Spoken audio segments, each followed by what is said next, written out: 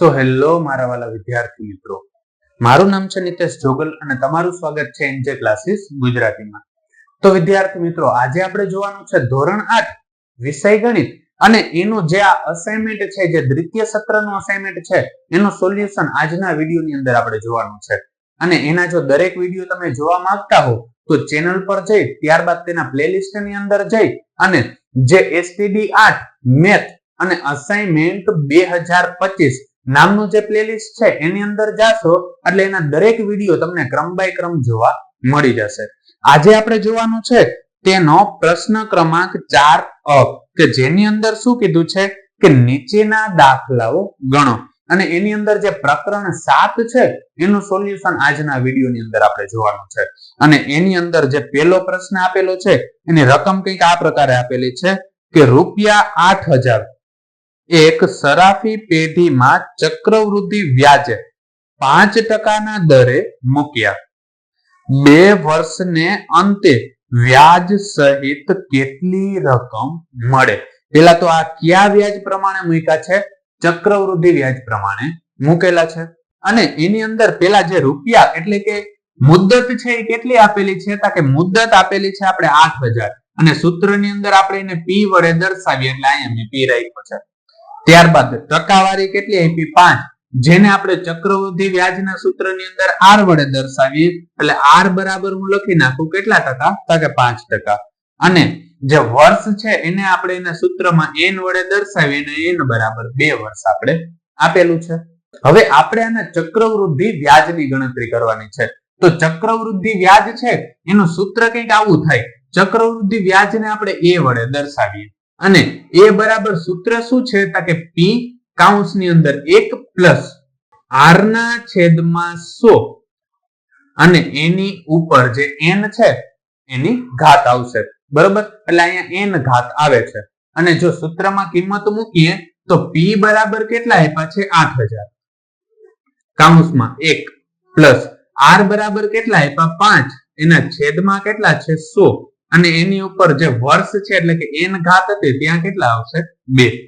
આનું સાદું રૂપ આપીએ તો શું થાય? કે અહીંયા આપેલા છે 8000 1 પ્લસ, હવે જો આ 5 ના છેદમાં 100 છે એટલે જો એક મીંડું જવા દો ને તો પોઈન્ટ અહીંયા આવે. બરોબર, એટલે આ જગ્યાએ પોઈન્ટ આવે અને બીજું મીંડું જાય તો એ પોઈન્ટ આગળ આવે એટલે અહીંયા કંઈક આવું થશે 0.05.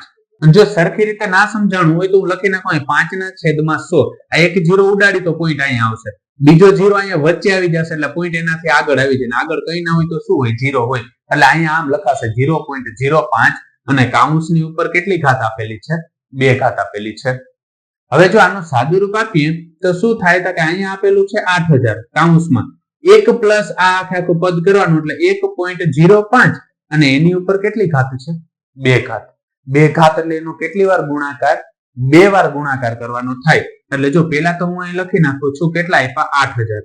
હવે આ 1.05 છે એનો 2 વાર ગુણાકાર કરવો. હવે કેવી રીતનો કરવો? કે 1.05 નું આમ લખી શકું 105 અને એના છેદમાં 100. હવે આવી રીતનું કેમ લખ્યું? કે પોઈન્ટ પછી 2 આંકડા હતા એટલે એને દૂર કરવા માટે છેદમાં 100 મૂક્યો. પોઈન્ટ પછી 1 આંકડો હોત તો 10 મૂકત, પોઈન્ટ પછી 3 આંકડા હોત તો શું મૂકત? 1000. એનો વર્ગ છે એટલે એનો 2 વાર ગુણાકાર એટલે 105 અને એના છેદમાં 100 ગુણ્યા 105 અને એના છેદમાં 100. પેલા તો 105 ગુણ્યા 105 છે ને એનો આપણે ગુણાકાર કરીએ, અથવા તો જેની પાછળ 5 આવતું હોય ને એનો વર્ગ કરવો હોય ને તો એની સાવ એક શોર્ટકટ ટ્રીક છે. શું છે? કે જો આવું લખેલું છે 105 અને એનો મારે વર્ગ કરવો છે તો એ કેવી રીતનો થાય? કે પેલા છે ને 5 નો વર્ગ કરી નાખવાનો એટલે 5 નો વર્ગ થાય 25. અહીંયા 10 છે તો 10 પછી કયું પદ આવે? 11. એટલે 10 નો ગુણાકાર 11 સાથે કરી નાખવાનો. હવે જો આ 11 છે અને એનો ગુણાકાર આપણે 10 સાથે કરીએ તો તમને ખબર જ છે કે 11 દાન 110 થાય એટલે અહીંયા કંઈક આવું પદ જોવા મળે. અને એના છેદમાં સાદું રૂપ આપીએ તો જો 2 મીંડા આના હતા અને 2 મીંડા આના એટલે ટોટલ મીંડાની સંખ્યા કેટલી થઈ જાય છે? 10000 થઈ જશે એટલે 4 મીંડા થાય છે. એટલે જો આના ગુણાકારમાં હું ડાયરેક્ટ આવું જ પદ લખું છું કે 11,025 અને એના છેદમાં કેટલા આપેલા છે? 10000 આપેલા છે. હવે આ 3 મીંડા અને આ 3 મીંડા ઉડી ગયા. વધ્યું કેટલું? કે 8 ગુણ્યા 11,025 અને એના છેદમાં કેટલા છે? 10 છે. અને આનો આપણે ગુણાકાર કરવાનો છે 11,025 એટલે કે 11,025 નો ગુણાકાર 8 સાથે કરવાનો છે. એટલે જો આપણે ગુણાકાર કરી તો 11,025 એને ગુણ્યા હું કરું છું 8. 8 × 40 નો 0 અને વધી પડી 4. હવે 8 દુ 16 અને ઉપર આપણે 4 નાખી તો કેટલા થાય 20. તો 20 નો 0 ને વધી પડી 2. 8 નો 0 સાથે ગુણાકાર 0 અને પ્લસ 2 હતા એટલે અહીંયા 2 આવી ગયા. 8 એકુ કેટલા થશે 8 અને અહીંયા 8 એકુ કેટલા થશે 8. તો અહીંયા આપણે કેટલા જોવા મળે છે તો 88,200 અને એના છેદમાં જો હજી અહીં 10 આપ્યા હતા એટલે છેદમાં મેં 10 રાખ્યા. હવે છેદના જે આ એક એક મીંડું હતું એ ઉડી ગયું એટલે અહીંયા કેટલા વધશે 8,820 રૂપિયા અને આ આપણો થશે જવાબ. અને છેલ્લે આપણે એક લાઈન લખીશું કે આમ 2 વર્ષના અંતે ચક્રવૃદ્ધિ વ્યાજ રૂપિયા 8,820 થાય. તો ત્યારબાદ હવે આપણે જોઈએ તેનો દાખલા નંબર 2 કે જેની રકમ મને કંઈક આ પ્રકારે આપેલી છે કે 11,000 નું 4% લેખે 2 વર્ષનું ચક્રવૃદ્ધિ વ્યાજ અને વ્યાજ મુદ્દલ શોધો. પેલા તમારે ચક્રવૃદ્ધિ વ્યાજ કેટલું થાય શોધવાનું અને વ્યાજ મુદ્દત સહિત કેટલું થાય શોધવાનું થશે. એટલે સૌપ્રથમ તો આપણે એનું જો ચક્રવૃદ્ધિ વ્યાજનું સૂત્ર મૂકશું ને તો વ્યાજ મુદ્દત સહિત મળશે અને એમાંથી મૂળ રકમને આપણે બાદ કરી નાખશું. જો હજી ન સમજાતું હોય તો દાખલો ગણો એટલે તમને સરખી રીતે સમજાઈ જશે. હવે જો એની અંદર મુદ્દત આપણે કેટલી આપેલી છે 11,000 એટલે P બરાબર હું અહીંયા લખી નાખીશ 11,000. પછી કેટલા ટકા લેખે આપેલું છે તો આપણે આપેલું છે 4% લેખે એટલે R બરાબર 4% અને કેટલા વર્ષ માટે છે 2 વર્ષ માટે છે એટલે N બરાબર હું 2 વર્ષ અહીંયા લખી નાખું છું. અને આનું આપણે ચક્રવૃદ્ધિ વ્યાજ ગણવાનું છે. હવે જો ચક્રવૃદ્ધિ વ્યાજ ગણવું હોય તો ચક્રવૃદ્ધિ વ્યાજને A વડે દર્શાવાય અને એનું સૂત્ર શું છે કે A બરાબર P કૌંસમાં 1 પ્લસ R ના છેદમાં 100 અને એની ઉપર કેટલી ઘાત આવે છે N ઘાત. સાદુરૂપ આપીએ તો P ની કિંમત કેટલી આપેલી છે 11,000 એટલે ત્યાં મૂકી દો 11,000. 1 પ્લસ R ની જગ્યાએ કેટલા આપેલા છે 4 એટલે ત્યાં 4 મૂકી છેદમાં કેટલા છે 100 અને એની ઉપર N ઘાત એટલે N બરાબર 2 આપેલા હતા એટલે ત્યાં મૂક્યા 2. હવે જો આગળ આપણે સાદુરૂપ આપીએ તો અહીંયા છે 11,000. 1 પ્લસ R ના છેદમાં 100. હવે જો આમાં એક મીંડો તો આપણે ઉડાડશું એટલે આના જેવું થશે 4 ના છેદમાં 100 આપ્યું એક મીંડો ઉડાડશું પોઈન્ટ અહીંયા આવશે. આ બીજો 0 છે એને દૂર કરવો હોય તો અહીંયા 0 આવશે અને પોઈન્ટ એની આગળ આવી જાય અને એની આગળ કંઈ ના હોય તો 0 થાય. એટલે આનું સાદુરૂપ આપીએ તો શું થાય 0.04 અને એની ઉપર કેટલી ઘાત છે 2 ઘાત. હવે જો આગળ સાદુરૂપ આપીએ તો અહીંયા આપેલા છે 11,000 કૌંસમાં એક સાથે એનો સરવાળો કરી તો 1.04 અને એની ઉપર કેટલી ઘાત થશે 2 ઘાત. આનું સાદુરૂપ આપવું છે 11,000 જેમ છે ને એમને એમ રાખું છું અને આ 1.04 છે એનો મારે વર્ગ કરવો છે એટલે આને લખાય 104 અને એના છેદમાં 100 મૂકું છું. શા માટે કે પોઈન્ટ પછી 2 આંકડા છે વર્ગ કરવો છે ને એટલે આનો 2 વાર ગુણાકાર એટલે 104 ના છેદમાં 100 ગુણ્યા 104 ના છેદમાં 100. એટલે સૌ પ્રથમ તો આપણે 104 ગુણ્યા 104 કરીએ. કેવી રીતનું થશે કે 3 અંક છે ને એટલે 2 0 મૂકી દઉં. હવે 1 નો ગુણાકાર 104 સાથે થશે એટલે 104 જ આવશે. 0 નો કોઈ પણ સાથે ગુણાકાર થાય એટલે 0 જ આવે એટલે એ પદ લખવાની જરૂર જ નથી. હવે છેલ્લા પદનો વારો. હવે ચોકે ચોકે કેટલા થાય 16 તો 16 નો છગડો ને વધી પડી 1. 4 નો ગુણાકાર 0 સાથે 0 અને ઉપર 1 હતા એ અહીંયા આવી ગયા. હવે 4 એકુ કેટલા થાય 4. આનો સરવાળો કરી તો અહીંયા 6 અહીંયા 1 4 દુ 8 અહીંયા 0 અને અહીંયા કેટલા આવ્યા 1.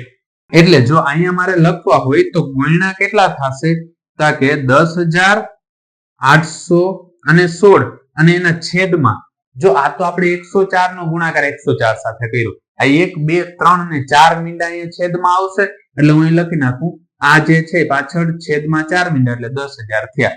હવે 3 મીંડા આના ને 3 મીંડા આના ઉડી ગયા એટલે આપણી પાસે કેટલા વધ્યા કે 11 ગુણ્યા 10,816 અને એના છેદમાં કેટલા છે 10. આનું સાદુરૂપ આપીએ તો અહીંયા કેટલા આપ્યા છે 10,816 અને એનો ગુણાકાર કેની સાથે કરવાનો છે 11 સાથે. 2 અંક છે ને એટલે એક 0 અહીંયા મૂકો. આ 1 નો ગુણાકાર આખા પદ સાથે થશે એટલે ઈ જ આવશે 10,816 અને આ 1 નો અહીંયા ગુણાકાર થશે એટલે ઈ જ આવશે 10,816. હવે જો આનું સાદું રૂપ આપીએ તો અહીંયા કેટલા આવ્યા 6, અહીંયા 6 ને 1 7, અહીંયા 8 ને 1 9, અહીંયા કેટલા છે 8, અહીંયા 1 અને અહીંયા કેટલા છે 1. એટલે વ્યાજ મુદ્દત સહિત મને કેટલા રૂપિયા જોવા મળે 1,18,976 રૂપિયા. તો આવું કંઈક મને જોવા મળ્યું અને એના છેદમાં હજી કેટલા આપેલા છે 10 આપેલા છે. 10 એટલે કે આ જો એક 0 ઉડાડવું હોય તો પોઈન્ટ અહીંયા આવશે એટલે સાદું રૂપ આપીએ તો કેટલા થશે 11,897.6 અને આપણે કેમાં આપેલું હતું રૂપિયામાં એટલે આ આપણે જવાબ મળ્યો જે કેના સહિત મળ્યું છે વ્યાજ મુદ્દત સહિત મળેલો છે.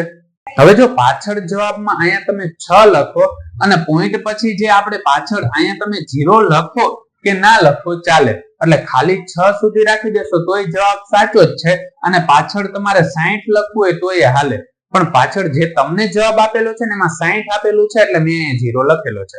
બરોબર અહીંયા 0 ની કોઈ પણ કિંમત નથી. પોઈન્ટ પછી પેલા જે 0 આવે ને એની કિંમત છે, પાછળ 0 આવે એની કંઈ પણ કિંમત નથી. આ મને શું મળ્યું તા કે વ્યાજ મુદ્દત સહિત મળ્યું છે. હવે મારે ખાલી ચક્રવૃદ્ધિ વ્યાજ કેટલું થાય ને એ શોધવાનું છે. હવે જો આનો આપણે સાદું રૂપ આપીએ તો ખાલી વ્યાજ કેટલું મળશે તા કે વ્યાજ મુદ્દત માંથી જે મૂળ મુદ્દત છે ને એને બાદ કરવાની. વ્યાજ મુદ્દત કેટલી આપી 11,897.60 અને એમાંથી બાદ કેટલા કરવાના છે 11,000 મારે બાદ કરવાના છે.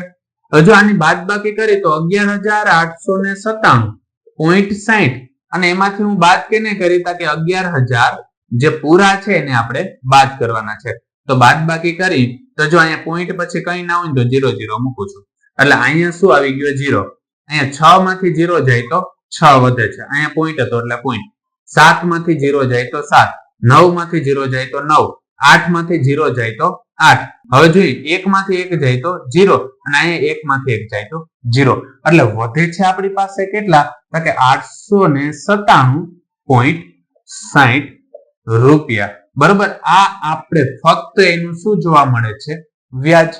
એટલે છેલ્લે આપણે એક લાઈન લખીશું કે આમ વ્યાજ રૂપિયા 897.60 અને વ્યાજ મુદત રૂપિયા 11,897.60 થાય. તો વિદ્યાર્થી મિત્રો આજ માટે બસ એટલું જ. જો તમને અમારો આ વિડીયો પસંદ આવ્યો હોય તો વિડીયોને લાઈક કરીને ચેનલને સબસ્ક્રાઇબ કરવાનું ન ભૂલતા, કારણ કે જ્યારે તમે વિડીયોને લાઈક અને ચેનલને સબસ્ક્રાઇબ કરો છો ત્યારે અમને મોટિવેશન મળે છે અને આ જ પ્રકારના વિડીયો અમે તમારા માટે બનાવી શકીએ છીએ. ધન્યવાદ.